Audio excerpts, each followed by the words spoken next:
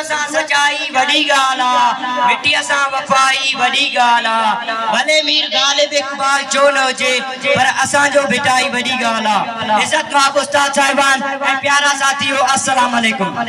त जे मौजूअ ते मूंखे अॼु ॻाल्हाइण जो मौक़ो मिलियो आहे वो आहे सिंध ऐं सकाफ़त।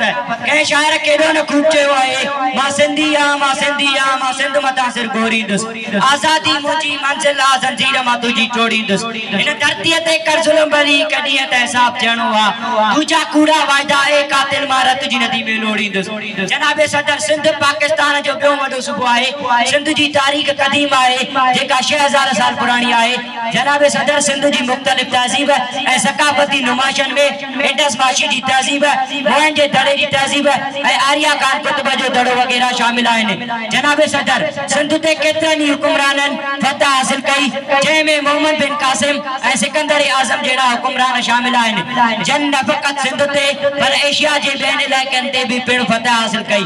जनाबे सदर सिंध जी सुठी सकाफ़त ऐं तहज़ीब मुख़्तलिफ़ तहज़ीब खे ख़ूबसूरत बणाइण लाइ सर सैयद अहमद खान ऐं हसन अली आफंदी बुनियादी खुद किरदार अदा कयो।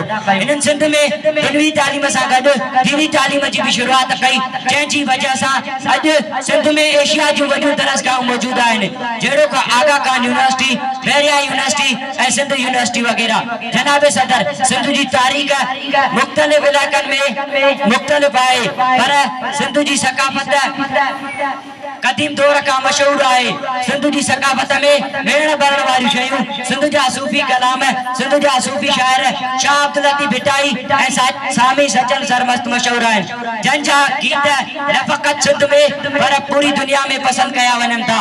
जनाबे सदर मां पंहिंजी तक़रीर इख़्तिताम हिन शहर सां कंदुसि ही धरती सदा खुशहाल रहे ही धरती माला माल रहे। हिन धरतीअ ख़ातिर जीअंदासीं हिन धरतीअ ख़ातिर मरंदासीं। सकुरात जियां जे ज़हर मिले त बि खिलंदे खिलंदे पियंदासीं जीअं सिंध जीअं